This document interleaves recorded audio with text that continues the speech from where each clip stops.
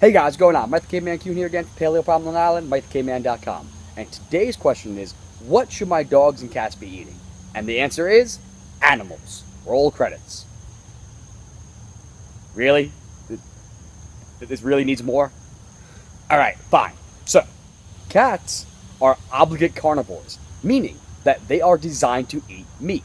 Dogs, while not obligate carnivores, are natural carnivores, meaning they are also designed to eat meat, but they can process things slightly better than cats can. Cats absolutely need to eat meat, period. The reason being, there are a lot of vitamins and amino acids that they simply cannot produce in their bodies. They don't have the mechanism required to be able to convert beta-carotene into vitamin A, so they need preformed vitamin A. Their ability to create niacin from tryptophan is very poor, so they need niacin. They also have very high needs for taurine and arginine, which are not found in very high amounts in plants. The idea of feeding a cat a vegetarian diet is a terrible idea. But if that weren't enough, the problem is that most commercial pet foods are composed predominantly of starch. In fact, in most cases, it's more than 40% starch. The problem with that is that, unlike a lot of other mammals, dogs and cats do not produce salivary amylase, which is essential for the breakdown of starch. Now, their pancreas does produce it, but given their relatively short digestive tracts, you're putting a lot of burden on their pancreas. And when they do break it down, you're causing a huge spike of insulin, both of which, those digestive enzymes and the insulin, are again putting more strain on the pancreas. So you are essentially setting your animal up for metabolic syndrome, particularly of the diabetes variety. Remember the old Meow Mix jingle? You know, I want chicken, I want liver. Yeah, that's what you should be feeding your animals, particularly your dogs and your cats. Don't feed your rabbit that. That'd be weird and not good for it. In fact, that's where a lot of the original research on cholesterol being bad came from, was that we fed cholesterol to rabbits and they are herbivores, so don't feed rabbits meat. But definitely feed your dog and your cat meat. And if we're talking meat, what kind of meat? Well, we want it to be pretty raw. We don't need it to be cooked because that's going to break down the enzymes. It's going to denature some of the protein. Those animals are well designed. They are well adapted to breaking down raw meat. They'll be okay. Their stomachs are a lot more acidic, so they're able to kill those pathogens. We've talked about before, what happens to us when our stomach acid gets too low? If you need a reminder, take a look at my video over here. But the answer is, we get acid reflux. Because that stomach acid, not having adequate amounts, allows the pathogenic bacteria to overgrow, resulting in small intestinal bacterial overgrowth, which results in an acidic kickback. Well, dogs and cats, if you're feeding them the right things, they are going to be able to kill those pathogens a lot better than we can. So, feed them raw meat. Now, that being said, they do pretty well with a little bit of inclusion of vegetables as a supplement to their meat.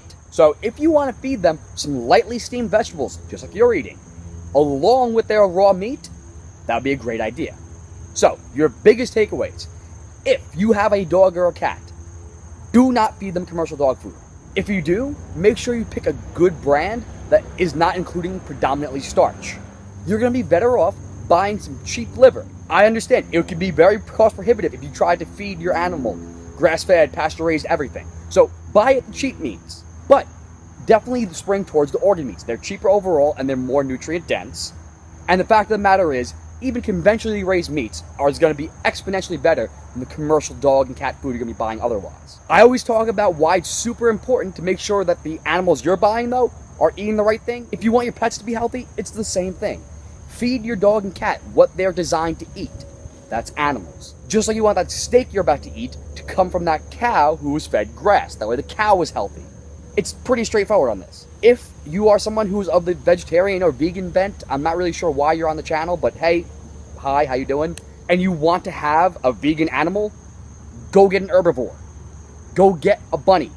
Have a pet rabbit. They're awesome. I have one. His name's Hippie. We domesticated from the wild. He's pretty awesome. So if you want to have an herbivore for a pet, that way it fits along with your ideology, get one that's designed to be an herbivore. If you want to have a cat or a dog, forget your philosophy. Feed it animals like it's supposed to. Please just don't mistreat your pet by feeding it the wrong thing.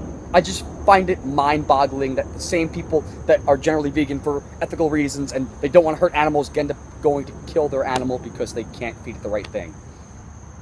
Ugh. Sorry on the tangent, but for the purposes now, feed your dogs and cats meat. Ideally raw. A little bit of steamed vegetables would be a good idea. Be much better than the commercial stuff. Just like you shouldn't eat processed foods, give them the real stuff too, please. Alright, hopefully that helped you out. You know what to do. Like and subscribe down below. Share it with your friends. Head over to Instagram and Twitter and follow me at Mike the Caveman. Over on Facebook at Paleo Problem Island. And of course, over on MikeTheCaveman.com. That being said, have a wonderful rest of your day. Go get some liver. Please deliver. And I'll see you tomorrow.